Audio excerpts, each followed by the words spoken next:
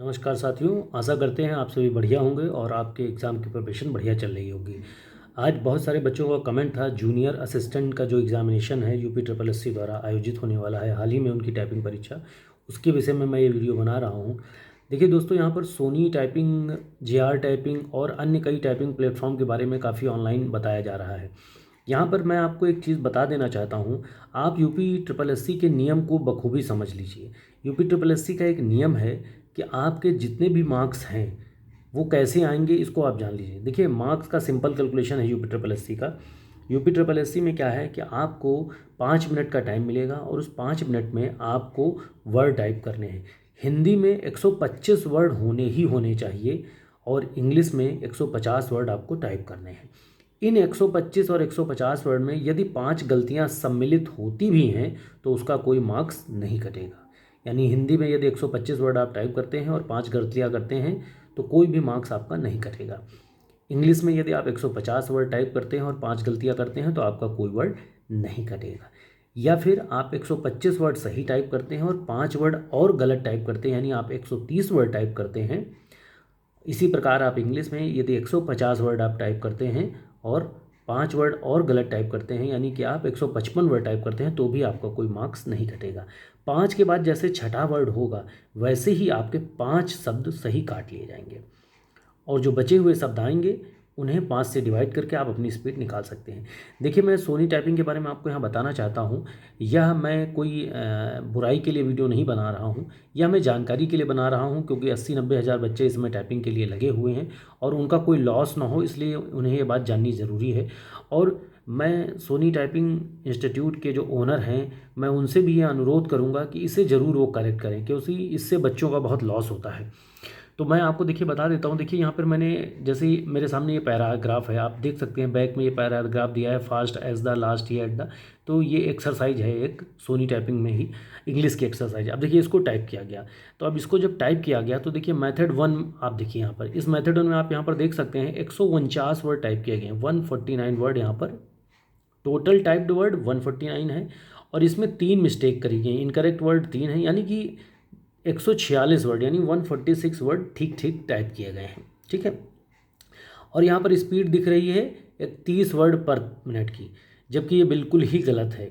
अगर आप 150 से कम शब्द टाइप करते हैं तो आपकी स्पीड कभी भी कभी भी कभी भी 30 शब्द प्रति मिनट नहीं आएगी। ध्यान रखिए, 150 को जब आप 5 से डिवाइड करते हैं तो 30 आता है। अब देखिए, इन्होंने क्या किया है, यहाँ पर इनका जो मेथड 1 कैलकुलेशन है, method 1 word letter count divide by 5, one word is equal to, method 1 क्या, word is equal to letter count divide by 5।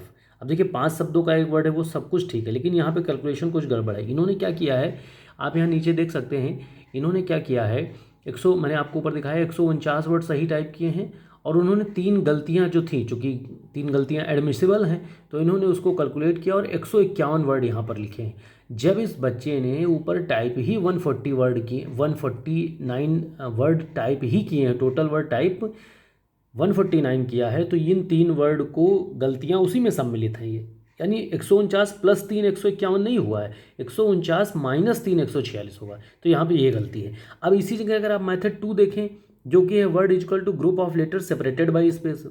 अब देखिए यहाँ पर, देखिए यहाँ पर अगर आप देखेंगे तो यही फार्मूला ठीक ठीक वर्क कर रहा है। यहाँ पर सोनी टाइपिंग में ये फार्मूला ठीक ठीक वर्क कर रहा है, आप देख सकते हैं।